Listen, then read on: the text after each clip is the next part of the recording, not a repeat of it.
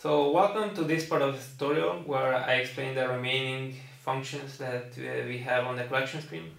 So I will start with good clearance, clearance in general.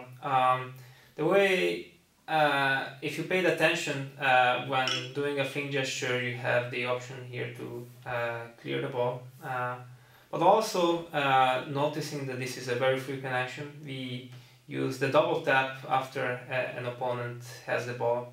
So whenever the opponent is attacking, is there a center and somebody clears the ball, which happens, as I said, quite often, then you just double tap on the player, and that's another way to collect clearance aside of doing a fling and then selecting. So you can have like a shorter way to do it.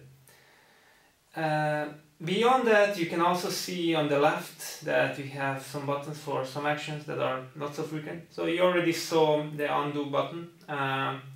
You also saw how the settings works, where you can change the direction of the play.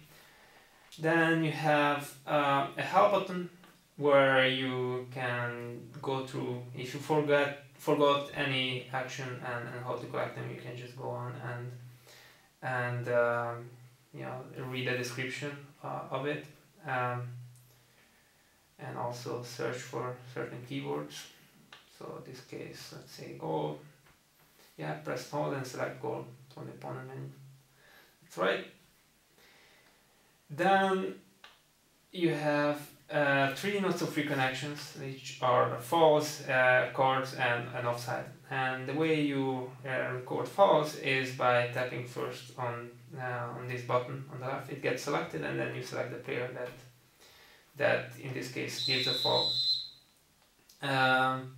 You can see these small black triangles, and that represents that actually you can have you have multiple options beyond this one button. So you have fall given and fall received, but you don't actually need to always change this, because according to your position this button will change. So when the opponent has a ball, it's fall given, and then you just select that and click on a player that gives a fall. But when you have the ball, you normally cannot commit a fall because you have the ball, and then it changes to fall received. So you just click on fall received, and then he receives a fall. That's how you collect it. Then we have yellow and red cards, and again you just select yellow card and then click on the player that received the yellow. And you can also do it from the opponent, or if it's a red card, and then for your team as well, 2 red cards transform to 1 red. This player is out, is grayed out, he cannot do any actions.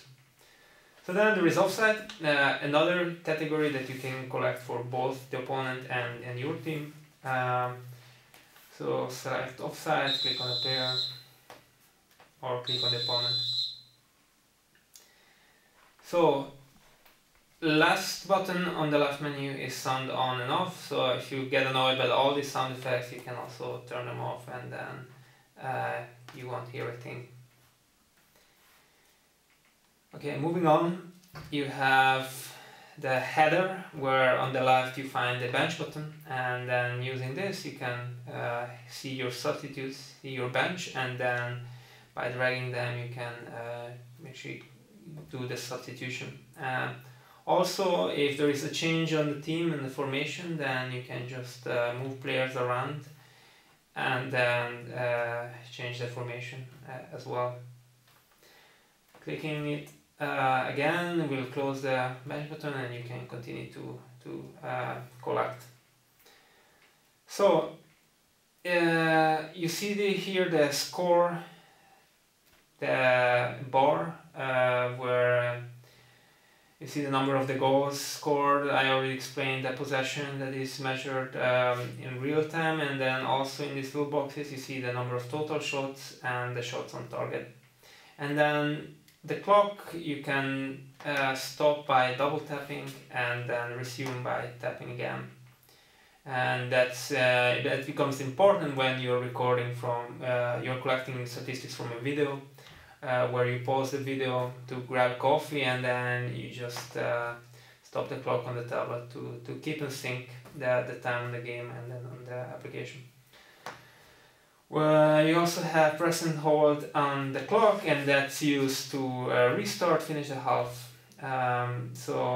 Whenever the game stopped for some reason, you just want to finish, you click finish half, and now as you can see the player switched, because that's what happens on the halftime. The player switch on the field, but you stay on the same place or from the same perspective, and then you can again select the player and start the second half, and then press and holding again you can actually finish the half.